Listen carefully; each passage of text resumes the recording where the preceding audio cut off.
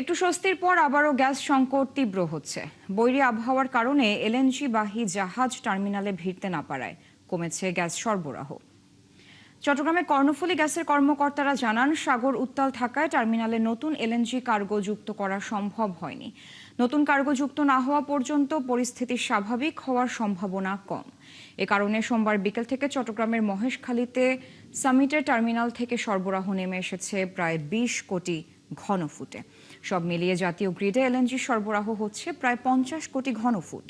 কর্মকর্তারা আরও জানান, পূর্ণ ক্ষমতায় চালুর প্রস্তুতিতে থাকা টার্মিনালটি ৪৮ ঘন্টার জন্য বন্ধ রাখা হবে।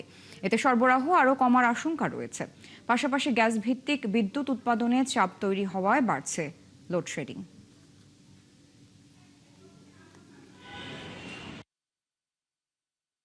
না চলাধারে সংসার, না চলাধারে গাড়ি ইনকাম, না কিছু দিতারি। আজ কতদিন ধরে, এর আগে আবার কতদিন বন্ধ আছিল গ্যাসের পেট্রোল পাম্প। কালকে মনে করেন ৮-১০ ঘন্টা পরে গ্যাস হয়েছে, রাতের 10টা-11টা বাজে গ্যাস হয়েছি। আজকে এই পর্যন্ত গ্যাস পাইতেছি না স্যার। সকাল 7টা থেকে অপেক্ষা করতেছি, এই পর্যন্ত সকাল 7টা থেকে এই পর্যন্ত দাঁড়িয়ে আছি, গ্যাস পাচ্ছি না। সিরিয়ালে প্রচুর গাড়ি। 10 তারিখ দুপুরের পর থেকেই গ্যাসের চাপটা অটোমেটিকলি লাইনের থেকে কমে গেছে। এই অবস্থায় রাত্রেবেলা গ্যাস আছে 10টার পরে, ওই সকাল ভোর 7টার দিকে আবার সেম একইভাবে চলে যায়। চট্টগ্রামের গ্যাস সংকটে ভোগান্তির সর্বশেষ অবস্থা জানাতে যুক্ত হচ্ছেন আমাদের সহকর্মী রাজীব বড়ুয়া। রাজীব, গ্যাস সংকট তো আরো তীব্র হচ্ছে, তো আপনি এই মুহূর্তে কোথায় রয়েছেন? সেখানে গ্যাস সরবরাহের অবস্থা কেমন দেখছেন? পাম্পগুলোতে গাড়ির লাইনটা বেশ দীর্ঘ কিনা, নাকি স্বাভাবিক রয়েছে? এবং গ্যাস সরবরাহ নিয়ে কর্তৃপক্ষ বা কি বলছে?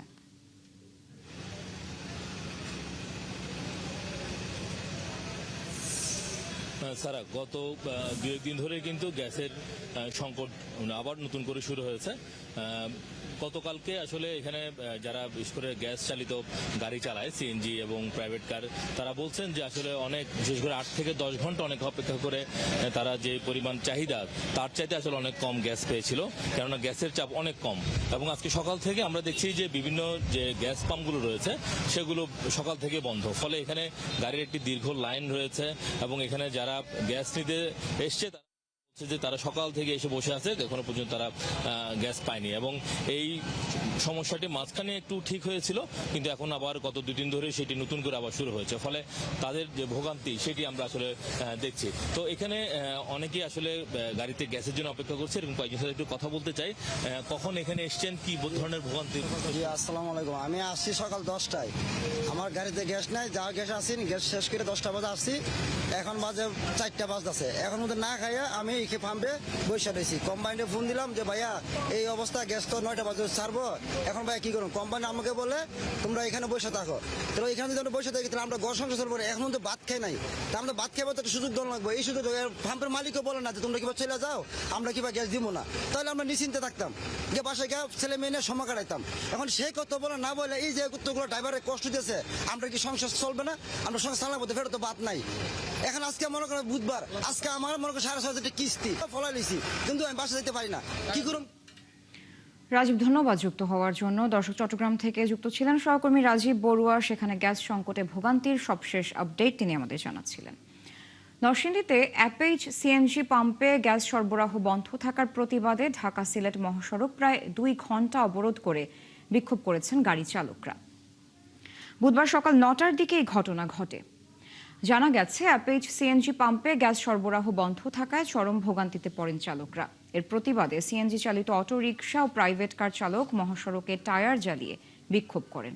এতে দুপাশে দীর্ঘ যানজট তৈরি হয়। পরে প্রশাসনের আশ্বাসে বিক্ষোভকারীরা অবরোধ তুলে নিলে যান চলাচল স্বাভাবিক হয়।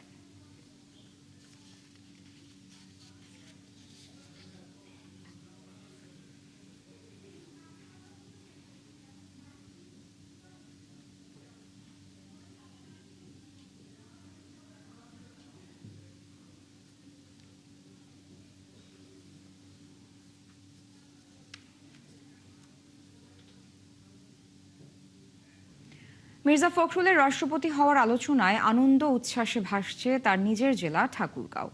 শহর থেকে গ্রাম, চায়ের আড্ডা থেকে সামাজিক যোগাযোগ মাধ্যম, সব জায়গায় এখন আলোচনার কেন্দ্রে মির্জা ফখরুল। তানভীর হাসানের তথ্য ও ছবিতে বাকিটা। ঠাকুরগাঁওয়ের কালীবাড়ি এলাকায় বেড়ে ওঠা মির্জা ফখরুল ইসলাম আলমগীর ১৯৮৬ সালে আসেন রাজনীতিতে। ২ বছর পর ১৯৮৮ সালে ঠাকুরগাঁও পৌরসভার চেয়ারম্যান হলে শুরু হয় নেতৃত্বের নতুন অধ্যায়। সেই চেয়ারম্যান থেকে বিএনপির মহাসচিব। দলের নেতৃত্ব দেওয়ার পাশাপাশি বর্তমানে দায়িত্বে আছেন স্থানীয় সরকার, পল্লী উন্নয়ন ও সমবায় মন্ত্রণালয়ের। এবার রাষ্ট্রপতি পদে তার নাম আলোচনায় আসতেই তিনি হয়ে উঠেছেন উচ্ছ্বাসের কেন্দ্রবিন্দু। সাম্প্রদায়িক যে আমাদের সমস্যাটা, আমরা আসলে মির্জা ফখরুলের মাধ্যমে কখনো আমরা এই সমস্যাটা ফেস করি নাই। ছোটবেলা থেকে ওনাকে আমরা চিনি। আসলে উনি লোক হিসেবে অনেক ভালো, শিক্ষক হিসেবে অনেক ভালো ছিলেন এবং আমাদের গার্ডিয়ান। ঠাকুরগাঁওবাসী মনে করেন দীর্ঘ রাজনৈতিক জীবনের অভিজ্ঞতা ও ত্যাগের কারণে মির্জা ফখরুল তাদের গর্ব। বাসিন্দারা আরও জানান, তিনি রাষ্ট্রপতি হলে তার অভিজ্ঞতা ও প্রজ্ঞায় সমৃদ্ধ হবে দেশ। বাংলাদেশের জন্য অনেক ত্যাগ স্বীকার করেছেন, দেশের জন্য তার অনেক অবদান রয়েছে। ফখরুল রাষ্ট্রপতির আসনে আসীন হওয়া ঠাকুরগাঁও জেলার জন্য একটা ঐতিহাসিক প্রাপ্তি। আমরা সৌভাগ্যবান। সুশীল সমাজের প্রতিনিধিরা বলছেন, মির্জা ফখরুল পরিচ্ছন্ন রাজনীতিবিদ হিসেবে দেশে ও বিদেশে পরিচিত। তিনি রাষ্ট্রপতি হলে এই পদের ভাবমূর্তি বাড়বে। একজন আলোকিত মানুষ, স্বচ্ছ রাজনীতিবিদ, শিক্ষক সমাজ, আমরা খুবই আনন্দিত। তিনি একজন পরিচ্ছন্ন রাজনীতিবিদ হিসেবে ইতিমধ্যেই তার কর্মের মাধ্যমে প্রতিষ্ঠা পেয়েছেন। 5 মাস 6 মাসে যে কাজটি উনি করেছেন, আর কারো পক্ষে এটি সম্ভব ছিল বলে মনে করি না, বিশ্বাস করি না। ঠাকুরগাঁওয়ের মাটি থেকে বঙ্গভবনের সম্ভাব্য যাত্রা এখন সিদ্ধান্তের অপেক্ষায় পুরো ঠাকুরগাঁওবাসী। বনশ্রী হালদার, ৭১। একসময় শ্রীবর্দী শহরের জলাবদ্ধতা নিরসনের প্রধান ভরসা ছিল জিয়াখাল, কিন্তু দখল, ভরাট ও অব্যবস্থাপনায় প্রায় বন্ধ এই জলপথ। বর্তমানে সামান্য বৃষ্টিতেই ডুবে যাচ্ছে সড়ক, ব্যবসা প্রতিষ্ঠান ও বসতবাড়ি। এলাকাবাসীর অভিযোগ, প্রশাসনের চোখের সামনেই হয়েছে দখল। তারিকুল ইসলামের তথ্য ছবিতে প্রতিবেদন। শ্রীবর্দীর আদি নাম শম্ভুগঞ্জের জলাবদ্ধতা দূর করতে নিজের হাতে মাটি কেটে খাল খনন করেছিলেন সাবেক রাষ্ট্রপতি জিয়াউর রহমান। পরবর্তীতে খালটি জিয়াখাল নামে শহরের বুক চিরে প্রবাহিত হতো। কিন্তু বছরের পর বছর দখল, ভরাট ও অব্যবস্থাপনায় খালটি এখন প্রায় মৃত। অভিযোগ আছে, খালের বিভিন্ন অংশে বাড়ি ও মার্কেট তৈরি করা হয়েছে প্রশাসনের চোখের সামনেই। কতিপয় ব্যক্তিরা এই দোকানপাট করে এবং বাসাবাড়ি করে মাটি ভরাট করে বন্ধ করে দেয়। বাজারে যে কিছু পানি যায়, যে নামি যায়, খালটা দিয়ে নামে যে গাঙ্গের ভিতরে নামবো, সেটাও আসতে পারে না। সচেতন নাগরিকদের প্রত্যাশা, দ্রুত রেকর্ড যাচাই করে দখলমুক্ত হোক খালটি। ভূমিদস্যুরা এই খালটাকে দখল করেছে। শুনেছি তৎকালীন সময়ে বা ফ্যাসিস্ট আওয়ামী সরকারের সময়ে তারা সরকারিভাবে অনেকে লিজ নিছে, কি জানি ডিসিআর না কি বলে সেটা কেটে নিয়েছে। আমাদের জিয়াখাল পুনরুদ্ধার করে শ্রীবর্দীর জলবদ্ধতা দূর করে শ্রীবর্দীর পৌরসভার মানুষদের একটা প্রশান্তির ব্যবস্থা করার প্রয়োজন। এদিকে জিয়া খাল খননে বাড়ছে জনমত। তারা বলছেন, জিয়া খাল শুধু একটি জলাধার নয়, এটি ইতিহাসের অংশ। এই খালটা পুনরায় এই ভূমিদস্যুদের হাত থেকে উদ্ধার করে খালটা খনন করা হয় এবং ব্রিজের মুখগুলো খুলে দেওয়া হয়। তবে আরএসএ ব্যক্তি মালিকানা চলে আসা সহ অভিযুক্ত দখলদাররা কেউ কেউ তাদের বৈধ জমি বলে দাবি করছেন। বাকিরা বক্তব্য দিতে রাজি হয়নি। সিএসটার দেখা হয় না, সিএসটার আগে, কারণ মালিক কিনছে ৬৭ সালে, সেটেলমেন্টের আগে কিনছে। সেটেলমেন্ট হয়ে গেল তোমার ৭৮-৭৯-তে। সরকারি রেকর্ডে খাল বা জলাধার হিসেবে শ্রেণীভুক্ত কোনো জলপথ অবৈধভাবে দখল বা ভরাটের সুযোগ নেই। দ্রুত সময়ের মধ্যে পুনঃখননের ব্যবস্থা নেওয়া হবে বলে জানান শ্রীবর্দী পৌরসভার প্রশাসক। আমাদের যে সহকারী কমিশনার ভূমি মহোদয়, উনি কয়েকবার গিয়েছেন। আমরা এই খালের ব্যাপারে যে সরকারি যে কাগজপত্র, সেগুলো দেখে আমরা এই খাল খননের পরবর্তী ব্যবস্থা নেওয়ার জন্য কাজ করছি। দখল আর ভরাটে মৃতপ্রায় জিয়া খাল উদ্ধার এখন শুধু খাল রক্ষার প্রশ্ন নয়, এটি জনস্বার্থ, পরিবেশ এবং ইতিহাস রক্ষার সঙ্গেও জড়িত। আল ইমরান, ৭১। সিলেটের প্রবীণ ব্যবসায়ী আব্দুস সাত্তার তার স্ত্রী ও গৃহ পরিচারিকাকে জবাই করে হত্যা করেছে দুর্বৃত্তরা। সকাল ৯টার দিকে নগরীর রায়নগর মিতালী আবাসিক এলাকার একটি বাসা থেকে তাদের মরদেহ উদ্ধার করে পুলিশ। ডাকাতি বা ব্যক্তিগত শত্রুতার কারণে এই হত্যাকাণ্ড হতে পারে বলে মনে করছে পুলিশ। বিস্তারিত জানাচ্ছেন হোসাইন আহমেদ সুজাত। সিলেট নগরীর রায়নগর মিতালি আবাসিক এলাকার 111 নম্বর বাসা। খুব সকালে হঠাৎ করেই এই বাড়ি থেকে ভেসে আসে চিৎকার চেঁচামেচি। খবর পেয়ে আসে পুলিশ। পরে ভবনের দ্বিতীয় তলা থেকে প্রবীণ ব্যবসায়ী ও সিলেট চেম্বার অব কমার্সের সাবেক পরিচালক আব্দুস সাত্তার, তার স্ত্রী সুরাইয়া বেগম এবং গৃহপরিচারিকা তাহমিনা বেগমের জবাই করা মরদেহ উদ্ধার করে পুলিশ। নিহতের স্বজন ও আশপাশের বাসিন্দারা জানান, আব্দুস সাত্তার ও সুরাইয়া বেগম এলাকার অত্যন্ত পরিচিত ও শান্ত স্বভাবের ছিলেন। তাদের সব সন্তান যুক্তরাজ্য ও যুক্তরাষ্ট্রে স্থায়ীভাবে বসবাস করেন। ওনার আগে এখানে আর কোনো বসতি ছিল না, এটা টিলা ছিল, টিলা এলাকা জঙ্গল ছিল, উনি প্রথম বসতি ছিল। এটা বলতে পারবো না আমরা তো আমাদের তো ছোট থেকে বড় হয়েছি ওনার মাধ্যমে, আমরা খুব আদর করছে, নানা ডাকছে, খুবই আদর করছে। আমরা দিন ধরে দেখে আসছি যে উনি নিরীহ জীবনযাপন করছেন, উনি কারো সঙ্গে তেমন একটা বিরুদ্ধে জড়াতেন না। তার জীবনে গ্রামেও কোনো শত্রু নাই, তাই নলা মানে অমায়িক এক মানুষ, ভদ্র মানুষ, শিক্ষিত মানুষ। ঘটনার পরপরই ঘটনাস্থলে আসে পিবিআই এর সদস্যরা। প্রাথমিক অনুসন্ধান শেষে মহানগর পুলিশ কমিশনার জানান, এটি ডাকাতি নাকি পূর্ব শত্রুতার জের তা খতিয়ে দেখা হচ্ছে। ঘটনার মোটিভ যদি আমরা যে প্রাইমারি যদি ধারণা করি যে আমরা দেখলাম যে আরও যে কক্ষগুলি আছে এখানে আলমারি এবং এই ওয়ার্ড্রোব যেখানে আছে, এই আলমারি এবং ওয়ার্ড্রোবতে যে খোলা, মনে হচ্ছে যে এখান থেকে মূল্যবান সামগ্রী এখান থেকে সরানো হয়েছে। নির্মম এই হত্যাকাণ্ডের পর থেকে পুরো রায়নগর এলাকায় থমথমে পরিস্থিতি সৃষ্টি হয়েছে। এলাকার মানুষের দাবি, অতি দ্রুত এই হত্যাকাণ্ডে জড়িতদের আটক করার। হুসাইন আহমেদ সুজদ, ৭১, সিলেট। খুলনার রূপসায় একটি ইটভাটার ভেতরে ঢুকে ওই ভাটা মালিককে হত্যা করেছে দুর্বৃত্তরা। রূপসা থানার ভারপ্রাপ্ত কর্মকর্তা আব্দুর রাজ্জাক মীর জানান, মঙ্গলবার রাত ১টার দিকে কয়েকজন দুর্বৃত্ত রূপসা ব্রিক্সে প্রবেশ করে। এ সময় তারা ভাটা মালিক ফখরুল শেখকে গুলি করে। পরে তাকে রূপসা উপজেলা স্বাস্থ্য কমপ্লেক্সে নেওয়া হলে কর্তব্যরত চিকিৎসক তাকে মৃত ঘোষণা করেন। মরদেহ ময়নাতদন্তের জন্য খুলনা মেডিকেলে পাঠানো হয়েছে। এরই মধ্যে নিহতের বড় ভাই ফরহাদ বাদী হয়ে থানায় মামলা দায়ের করেছেন।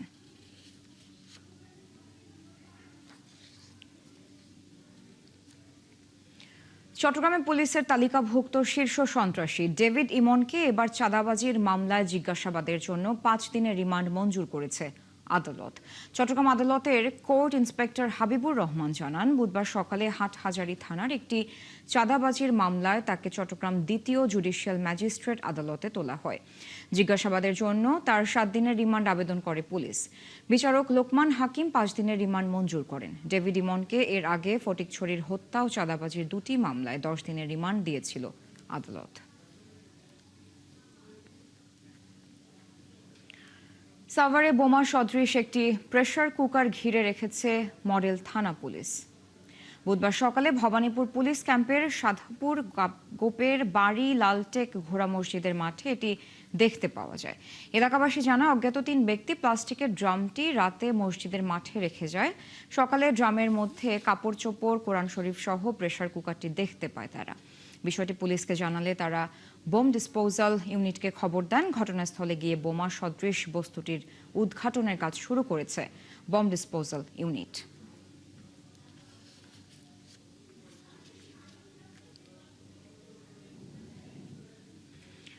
নাটোরের বাগাতিপাড়া ও লালপুরে ইউএনও দপ্তরে বিক্ষোভ এবং ভাঙচুরের অভিযোগ উঠেছে ছাত্রদলের নেতাকর্মীদের বিরুদ্ধে। এ সময় 4 সাংবাদিককে লাঞ্ছিত করার অভিযোগও রয়েছে। বুধবার দুপুরে জেলার বাগাতিপাড়া ও লালপুরে ফ্যামিলি কার্ড শুমারিতে লোকবল নিয়োগে অনিয়মের অভিযোগ আনে ছাত্রদলের নেতাকর্মীরা। পরে তারা লালপুরের ইউএনও অফিসে হামলা করে। এলাকার লোকজন জানান, এ ঘটনার ভিডিও ধারণ করায় তারা 4 সাংবাদিককে লাঞ্ছিত করে এবং মোবাইল ফোন কেড়ে নিয়ে ফুটেজ মুছে দেয়।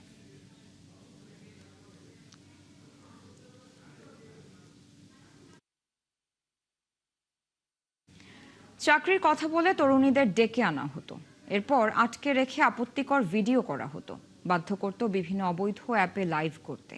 নোয়াখালীতে এমন অভিযোগে এক চক্রের 5 জনকে আটক করেছে পুলিশ। উদ্ধার করা হয়েছে এক তরুণী ও 3 কন্যা শিশুকে। এই মামলায় 3 জনের 7 দিন করে রিমান্ড চেয়েছে পুলিশ। মিজানুর রহমানের পাঠানো তথ্য ছবিতে প্রতিবেদন। নোয়াখালীর চৌমোহনীর এই আবাসিক ভবনে ফ্ল্যাট ভাড়া নিয়ে পার্লারের নামে অসামাজিক কাজ করছিল একটি চক্র। তরুণীদের চাকরি দেওয়ার কথা বলে ডেকে এনে আটকে রেখে বানানো হতো আপত্তিকর ভিডিও।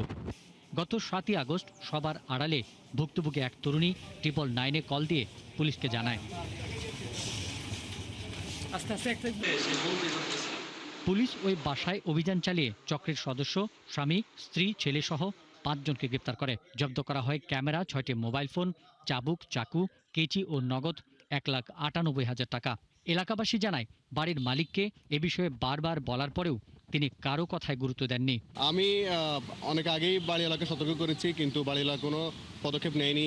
রাত্রে 12টা, 1টা, 2টা, 3টা ওনাদের লোক থাকতো ঠিকই, কিন্তু ওরা বাইকের জন্য তালা মেরে রাখতো, আমাদেরকে ঢুকতে দিত না। মানে বাড়িওয়ালারও যেন এর পদক্ষেপ নেয়, যারা খোঁজ খবর নেয়, যাতে এর জন্য একটা সুবিচার হয়। আমরা এই অসামাজিক কাজকর্ম এলাকাতে যুবকদের আশা প্রতিবাদ করতেছি।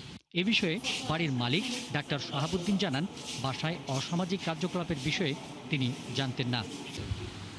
আর প্রশাসন যে ব্যবস্থা নিয়েছে, সে দোষী সাব্যস্ত হইলে তার যেভাবে যে বিচার হওয়ার কথা সেই বিচার হোক, এতে আমার কোনো বলার কিছু নেই। আর আমি বাসা ভাড়া দেওয়ার ব্যাপারে ভবিষ্যতে আরও সতর্ক থাকব। নোয়াখালীর police super M Nasir Uddin জানান, উদ্ধার হওয়া এক তরুণী 6 জনের নামে বেগমগঞ্জ থানায় মামলা করেছেন। এবং এ বিষয়ে পর্নোগ্রাফি আইন এবং মানব পাচার মামলা হয়েছে এবং তদন্ত সাপেক্ষে বিস্তারিত জানানো হবে। এ ঘটনায় উদ্ধার 4 তরুণীর মেডিকেল পরীক্ষা করা হয়েছে। এরই মধ্যে তারা 3 জন জবানবন্দি দিয়েছে। এছাড়া 3 জনের বয়স 18-র নিচে হয় আদালত এক শিশুকে অভিভাবকের কাছে হস্তান্তর ও 2 শিশুকে সেফ হেফাজতে পাঠিয়েছে। পিন্টু হাজং, 71। গোপালগঞ্জের কাশিয়ানীতে ট্রেনে কাটা পড়ে 2 যুবকের মৃত্যু হয়েছে। বুধবার ভোরে 2 যুবকের মরদেহ পাওয়া যায়। নিহতরা হলো মেহেদি শেখ এবং হাসিব গাজী। মঙ্গলবার রাতে আনুমানিক 10:30টার দিকে উপজেলার মহেশপুর রেল স্টেশনের কাছে বাদশাহ খানের বাড়ির পাশে এ দুর্ঘটনা ঘটে। কাশিয়ানী থানার ভারপ্রাপ্ত কর্মকর্তা মাহফুজুর রহমান জানান, ঢাকা থেকে খুলনাগামী জাহানাবাদ এক্সপ্রেস ট্রেনের নিচে কাটা পড়ে তাদের মৃত্যু হয়েছে বলে ধারণা করা হচ্ছে।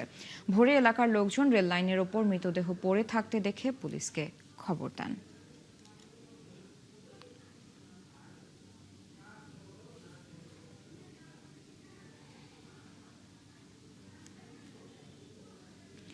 মৌলভীবাজারের রাজনগরে ভোজ্য তেলবাহী একটি ট্রাক খালে পড়ে মারা গেছেন ট্রাকের চালক, আহত হয়েছেন হেলপার। রাজনগর ফায়ার সার্ভিস জানায়, বুধবার সকালে নারায়ণগঞ্জ থেকে ভোজ্য তেলবাহী একটি ট্রাক যাচ্ছিল সিলেটে। মৌলভীবাজারের ধমাইছড়া আঞ্চলিক সড়কে একটি ব্রিজ পার হওয়ার সময় নিয়ন্ত্রণ হারিয়ে রেলিং ভেঙে ট্রাকটি নিচে পড়ে যায়। এ সময় ট্রাকের চালক রোমান সরকার ঘটনাস্থলেই মারা যান। পরে ফায়ার সার্ভিসের সদস্যরা নিহত চালক এবং ট্রাকের আহত হেলপারকে উদ্ধার করে ফেঞ্চুগঞ্জ উপজেলা স্বাস্থ্য কমপ্লেক্সে পাঠায়। দুর্ঘটনায় পড়া ট্রাকটি উদ্ধারের কাজ চলছে।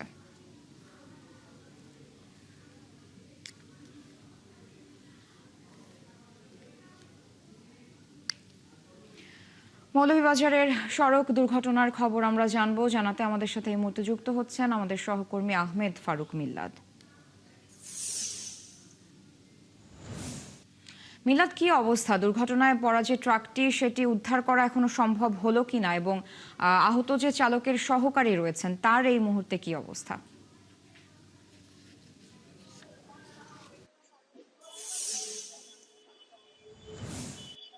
স্যার, আপনাকে ধন্যবাদ। আসলে আমি এখন দাঁড়িয়ে আছি, এটা উত্তরবাগ ইউনিয়ন বলে রাজনগর উপজেলা, এবং আমার এই যে ব্রিজটার নিচে আমি দাঁড়িয়ে আছি, এবং এর পরে কিছু দূর পরে আবার ফেঞ্চুগঞ্জ সিলেটের। তো এই জায়গাটি মূলত যে ঘটনাটি ঘটেছে, আপনি তো পিছনে দেখতে পাচ্ছেন, এখানে ঢাকার নারায়ণগঞ্জের সিদ্ধিরগঞ্জ থেকে যে ট্রাকটি আসছিল সেটি ড্রামের ভিতরে তেল ছিল, অকটেন তেল এগুলো থাকে, সেটা নিয়ে সিলেট সে যাচ্ছিল।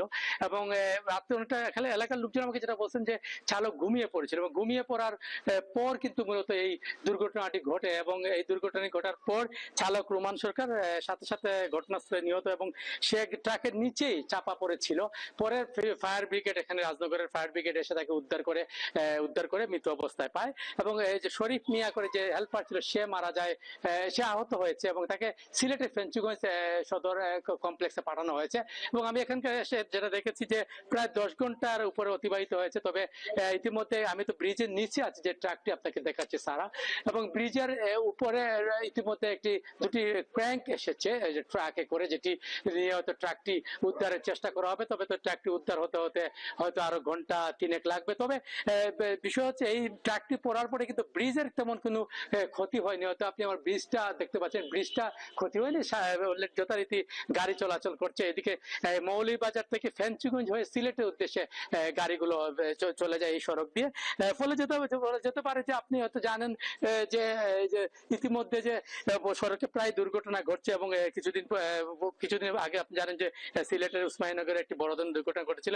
মূলত যেটা বারবার এখানে লোকজন যেটা বলছেন যে চালকদের অসচেতনতার কারণে মূলত এই দুর্ঘটনাটি ঘটে। অনেক দেখা যায় দীর্ঘ জার্নি করছে ট্রাক চালক এবং তারা অজ্ঞান, তারা অনেক সময় দেখা যায় যে ঘুমে তন্দাচ্ছন্ন হয়ে পড়ে।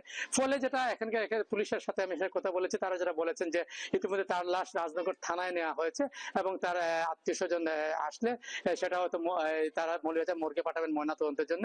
এবং সবকিছু মিলে বলা যেতে পারে মূলত সড়ক দুর্ঘটনা বেড়ে যাচ্ছে যে অতি গতির কারণে, এবং ট্রাক বলে এই সড়ক দিয়ে আবার অতিরিক্ত সিএনজি যাচ্ছে, প্রায় অনেকগুলো গাড়ি চলাচল করে। ফলে সবকিছু মিলে বলা যেতে পারে হয়তো আর 10 ঘন্টা ইতিমধ্যে চলে গেছে, ঘন্টা 3 পরে হয়তো ট্রাকটি তোলার চেষ্টা করা হবে। এই ছিল সারা মৌলভীবাজারের রাজনগর যে ঘটনাস্থলে যে সড়ক যে দুর্ঘটনা, সেই স্থল থেকে সর্বশেষ। জি মিলাদ, আপনি রাখুন সেখানকার খবরাখবর। নিশ্চয়ই ট্রাকটি যখন উদ্ধার করা সম্ভব হবে আমরা আবারও আপনার সাথে যুক্ত হব এবং সেখানকার আপডেট আপনার মাধ্যমে দর্শকদের জানাবো। দর্শক, যুক্ত ছিলেন সহকর্মী আহমেদ ফারুক মিল্লাদ। মৌলভীবাজারে যে সড়ক দুর্ঘটনা ঘটেছে তারই সবশেষ তথ্য জানছিলাম তার কাছ থেকে। সংযোগ সড়ক শেষ না হওয়ায় চালু হয়নি মাগুরার আড়পাড়া ফটকি নদীর ব্রিজ। কাজ চলছে 2 বছর ধরে, যে কারণে পুরনো বেইলি ব্রিজ দিয়েই ঝুঁকিপূর্ণভাবে চলছে পারাপার। এলাকাবাসীর অভিযোগ, ভূমি অধিগ্রহণ জটিলতা সহ নানা কারণে তাদের এই দুর্ভোগ। শরীফ তেহরান টুটুলের তথ্য ছবিতে প্রতিবেদন। ফটকি নদীর উপর বেইলি ব্রিজ পুরনো হওয়ায় ঝুঁকিপূর্ণ হয়ে যায়। ভূমি অধিগ্রহণ ছাড়াই শুরু হয় ব্রিজের কাজ। পরে কিছু মানুষ ব্যক্তি ক্ষতির অজুহাত তুলে কাজ বন্ধ করে দেয়। এলাকার লোকজন জানান, ব্রিজের কাজ শেষ না হওয়ায় বাড়ছে দুর্ঘটনা ও জনভোগান্তি। ভারী যানবাহন পুরাতন ব্রিজ দিয়ে ঝুঁকি নিয়ে পারাপার হচ্ছে। পুরনো ব্রিজের উপর উঠলে অনেক সময় দেখা যাচ্ছে গাড়ি ঝাঁকাঝাঁকি করতেছে, আমাদের অনেক সময় ভয় করে। তা এই ব্রিজটা যদি অনেক তাড়াতাড়ি কাজটা হয় আমাদের মনে হয় আমাদের জন্য সুবিধা হয়। পুরাতন ব্রিজটা আছে, এই ব্রিজটা দীর্ঘদিনের ব্রিজটা অনেক জরাজীর্ণ অবস্থায় চলে গেছে। ব্রিজটার অবস্থা খুব খারাপ। ব্রিজটা যদি এইভাবে ব্যবহার করা হয় যে কোনো সময়ে একটা দুর্ঘটনা ঘটতে পারে। এখন ব্রিজের কাজ দ্রুত শেষ করে ব্রিজ খুলে দেওয়ার দাবি করেন এলাকার লোকজন। এই ব্রিজটা যদি কমপ্লিট হয়, পরিপূর্ণভাবে হয়ে যায়, তাহলে কিন্তু আমাদের রাস্তার কাজটা হয়ে যায়। কিছুদিন আগেও এখানে 2টা অটো উল্টে গেছে, আমাদের বাসের যাতায়াত সমস্যা হয়, আমাদের যাত্রীদের ভোগান্তি হয়। এই ব্রিজটার জন্য আসলে আমাদের রাস্তার কাজটা না হতে অনেক ভোগান্তিতে আছে যাত্রীরা। এবং যাত্রী দুর্ভোগ, গাড়ি ঘোড়া দুর্ভোগ, কখন খেয়ে পড়ে যায়, সমস্ত কিছু এই ব্রিজটাকে এত উঁচু করাতে আমাদের খুব জনগণ আমরা খুব দুর্ভোগ করছি। এ নিয়ে সড়ক বিভাগের নির্বাহী প্রকৌশলী জানান, প্রকল্পের 90% কাজ এরই মধ্যে শেষ হয়েছে। ভূমি অধিগ্রহণ জটিলতার জন্য বাকি কাজ শেষ করা যাচ্ছে না। আমাদের সেতু নির্মাণের শেষ পর্যায়ে অ্যাপ্রোচ সড়ক নির্মাণ করার কথা থাকলেও আমরা যখন কাজ করতে যাই তখন গিয়ে দেখা যায় যে এই জমিগুলো সরকারি খাস জমির পরিবর্তে ব্যক্তি মালিকানাধীন কিছু জমির রেকর্ড আছে। পরবর্তীতে আমরা এই ভূমি অধিগ্রহণ সরজমিনে যাচাই বাছাই করে জেলা প্রশাসকের সহায়তায় আমরা নতুন প্রাক্কলনে অন্তর্ভুক্ত করে ডিপিপিতে অন্তর্ভুক্ত করে ডিপিপি সংশোধনের প্রস্তাব দেওয়া হয়েছে। ডিপিপি সংশোধন হয়ে আসলেই বাকি কাজ আমাদের শুরু হবে। প্রাথমিক জরিপ অনুযায়ী বাকি কাজ শেষ করতে 130% জমি অধিগ্রহণ করা দরকার। আল ইমরান, 71। পিরোজপুরকে অর্থনৈতিক অঞ্চল হিসেবে ঘোষণা এবং রেল যোগাযোগ সংযুক্ত করার পরিকল্পনায় নতুন করে স্বপ্ন দেখছেন এলাকাবাসী। অর্থনৈতিক অঞ্চল গড়ে উঠলে একদিকে যেমন বেকারদের সৃষ্টি হবে কর্মসংস্থান, অন্যদিকে ঢাকার সাথে সরাসরি রেল যোগাযোগে পণ্য পরিবহন ও যাতায়াতে কমবে ভোগান্তি ও দুর্ঘটনার ঝুঁকি। ঘোষিত পরিকল্পনা দ্রুত বাস্তবায়নের দাবি লোকজনের। তরিকুল ইসলামের তথ্য ছবিতে প্রতিবেদন। পিরোজপুরে সরকার ঘোষিত অর্থনৈতিক অঞ্চল এবং রেল যোগাযোগ সংযুক্ত পরিকল্পনায় নতুন করে স্বপ্ন দেখছেন এই জেলার মানুষ। রেল সংযোগে পণ্য পরিবহন সহ ঢাকা সহ সারা বাংলাদেশের সাথে তৈরি হবে নিরাপদ যাত্রা। লোকজন বলছেন, বহু বছর ধরে পিরোজপুরের শিল্পায়ন ও রেল যোগাযোগের দাবি জানানো হলেও বাস্তবে তেমন অগ্রগতি হয়নি। অর্থনৈতিক অঞ্চল ঘোষণা হলে বেকারত্ব নিরসন সহ এই পিরোজপুর জেলায় বিনিয়োগের পরিমাণ বাড়বে, শিল্প অঞ্চল তৈরি হবে, বিভিন্ন শিল্প কারখানা গড়ে উঠবে। পিরোজপুরের যারা বেকার রয়েছে, অনার্স মাস্টার্স পাস করার পর অসংখ্য ছেলেপেলে এখন ঘুরে বেড়াচ্ছে, এতে কর্মসংস্থান সৃষ্টি হবে এবং পিরোজপুরের সম্পূর্ণ পরিবর্তন আশা করি অর্থনৈতিক অঞ্চলের মধ্যে দিয়ে। যেহেতু এখানে বেকারত্বের হার বেশি, শিক্ষার হারও বেশি, সেই হিসেবে আমরা সাধারণ শিক্ষার্থীরা কর্মসংস্থানের সৃষ্টি হবে, তার জন্য আমরা খুব খুশি। তো আমরা আশা করি মাননীয় প্রধানমন্ত্রী যে উদ্যোগ নিয়েছেন পিরোজপুরের জন্য ইকোনমিক জোন করবেন, তাতে নিঃসন্দেহে পিরোজপুরবাসী উপকৃত হবে। অর্থনৈতিক অঞ্চল প্রতিষ্ঠার মাধ্যমে দেশি বিদেশি বিনিয়োগ বৃদ্ধি পাবে এবং শিল্পায়নের গতি ত্বরান্বিত হবে বলে মনে করছেন পিরোজপুরের জেলা প্রশাসক। এই দুটি পরিকল্পনা বাস্তবায়নে জেলা প্রশাসন, সংশ্লিষ্ট সকল দপ্তর, বিনিয়োগকারী, স্থানীয় জনপ্রতিনিধি এবং জনসাধারণকে সাথে নিয়ে বাস্তবায়নের সর্বাত্মক সহায়তা প্রদান করবে। এখানে অর্থনৈতিক অঞ্চল এবং রেল যোগাযোগ স্থাপন হলে ব্যাপক কলকারখানার সৃষ্টি হবে এবং প্রচুর কর্মসংস্থানের সৃষ্টি হবে বলে জানালেন পিরোজপুর 1 আসনের সংসদ সদস্য। আমি বিশ্বাস করি এবং এটাই হওয়ার কথা যে এখানে ব্যাপক কলকারখানার সৃষ্টি হবে এবং কলকারখানার স্থাপন হলে পরেই প্রচুর পরিমাণে কর্মসংস্থান সৃষ্টি হবে, আমাদের বেকারত্ব দূর হবে, আমাদের পিরোজপুরের মানুষের আর্থ-সামাজিক উন্নয়ন হবে। পিরোজপুরের শিল্প কারখানা গড়ে উঠলে শুধুমাত্র স্থানীয় চাহিদা পূরণ করবে না, বরং রপ্তানি কার্যক্রম শুরু হবে বলে জানান গৃহায়ন ও গণপূর্ত প্রতিমন্ত্রী। পিরোজপুর জেলা অর্থনৈতিকভাবে যেসব কার্যক্রম যখন শুরু হবে, ব্যবসায়িক কার্যক্রম, দেখা যাবে যে আমাদের সবার জীবন মান উন্নয়ন হবে এবং আমরা আমাদের এই পিরোজপুর জেলা থেকে একটা ভালো পরিমাণের আপনার কর্মসংস্থানের ব্যবস্থা হবে এবং আমরা আমাদের জাতীয় রপ্তানিতে আমরা একটা ভূমিকা পালন রাখতে পারব। জেলায় পরিকল্পনাগুলো বাস্তবায়িত হলে যোগাযোগ ব্যবস্থার উন্নয়ন, বিনিয়োগ, অর্থনৈতিক উন্নয়ন ও কর্মসংস্থান বৃদ্ধি পাবে, যা শুধু পিরোজপুর নয়, গোটা দক্ষিণাঞ্চলের অর্থনীতিতে নতুন গতি নিয়ে আসবে। আল ইমরান, ৭১। সিলেটের সুরমা নদীতে অবৈধ লিজ ও বালু উত্তোলনের কারণে ভাঙন দেখা দিয়েছে। ঝুঁকিতে রয়েছে বিয়ানীবাজার, জকিগঞ্জ, কানাইঘাটের অন্তত 25টি গ্রাম। এলাকাবাসীর দাবি, বারবার অভিযোগ দিলেও কোনো পদক্ষেপ নিচ্ছে না প্রশাসন। এদিকে পানি উন্নয়ন বোর্ড বলছে, নদীর পানি কমে গেলে ভাঙন আরো ভয়াবহ হবে। আব্দুল আজিজ জাফরানের ছবিতে সিলেট থেকে হোসাইন আহমেদ সুজাদের রিপোর্ট। 85 বছরের বৃদ্ধা নেপচান বিবি। সুরমা নদী কেড়ে নিয়েছে তার ফসলি জমি। বর্তমানে শেষ সম্বল ঘরটুকু নিয়ে রয়েছেন বিপাকে। প্রতিনিয়ত নদীর কিনারে বসে থাকেন দুশ্চিন্তায়।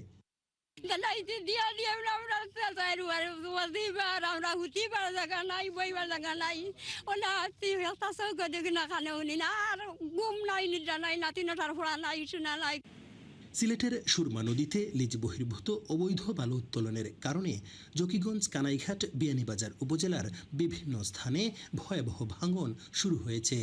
এরই মধ্যে জকিগঞ্জ, কানাইঘাট উপজেলার অন্তত 25টি গ্রাম ভাঙনের ঝুঁকিতে রয়েছে। নদীপাড়ের বাসিন্দাদের দাবি, অবৈধ বালু উত্তোলনের বিষয়টি প্রশাসনকে বারবার বলা হলেও কোনো পদক্ষেপ নিচ্ছে না তারা। প্রতিবাদ করলে উল্টো হামলা মামলার কবলে পড়তে হয় ভুক্তভোগীদের। আমরা বাধা দিয়াও পারি না, আমরা আক্রমণ চালাইন, মাতিলে সমস্যা করেন, অনেক কিছু করেন, আমরা আগাইতে পারি না, আমরা দুর্বল মানুষ। আমরা বউ বাচ্চান লইয়া অনেক কষ্টত আছি। আমরা প্রতিবাদও বারইলে এই যে বালু তোলার কারণে প্রতিবাদও বারইলে আমরা হুমকি দেন, টানা মামলা লইব, অমুক জায়গাত মামলা দিলাইব। আমরা রাত্রে গড়ে দোয়ারে থাকতাম পারি না। গত 4-5 বছর যেমন ছিল, কিন্তু এইবার প্রতিবাদ করলে থানা প্রশাসন, চেয়ারম্যান, মেম্বার সবাইকে অবগত করার পরেও কোনো ফল আসতেছে না। রাত্রের বেলা তারা যেখানে সেখানে মানে যে জায়গায় ইচ্ছে সেই জায়গায় ডেজার লাগায়, এইদিকে দিয়ে ডেজার ঢুকায়, শব্দ হয়, বাচ্চা কাচ্চারা কান্নাকাটি করে। পানি উন্নয়ন বোর্ড বলছে, দ্রুত বালু উত্তোলন বন্ধ না হলে ভাঙনের তীব্রতায় গৃহহীন হতে পারে অনেক পরিবার। লিজ বহির্ভূত হয়ে বালু উত্তোলন করে, তখন তারা হয়তোবা এই বিষয়গুলো তোয়াক্কা না করেই বালু উত্তোলন করে, তখন এই বিষয়টার সমস্যার সৃষ্টি হয় আর কি। তো আমি মনে করি যে আইন শৃঙ্খলা বাহিনী এবং প্রশাসন যদি সুষ্ঠু ব্যবস্থা নেয়, তাহলে এই ভাঙনগুলা রোধ করা সম্ভব। তবে জকিগঞ্জ উপজেলা প্রশাসন বলছে, অবৈধ ড্রেজার দিয়ে বালু উত্তোলনকারীদের বিরুদ্ধে তাদের অভিযান অব্যাহত আছে। ভিজিট তো ধরেন সেভারাল টাইমস কি করছি, আমরা অভিযান দিচ্ছি, মোবাইল ফটো হচ্ছে, কানাইঘাটে রিওন ও এসএলএনকে রিও করানো হচ্ছে। ডিএসআরও ওই বিষয়ে তাদেরকে সুপারিশ করছে, প্রয়োজনীয় সকল ব্যবস্থা নেওয়া হচ্ছে। পানি উন্নয়ন বোর্ডের তথ্য বলছে জকিগঞ্জের শরীফাবাদ, কুনাগ্রাম, নোয়াগ্রাম, চকগ্রাম, বুরহানপুর, বারৈগ্রাম, পৈলগ্রাম, দিঘিরপাড় বর্তমানে বেশি ভাঙনের ঝুঁকিতে। হুসাইন আহমেদ সুজাদ, ৭১, সিলেট।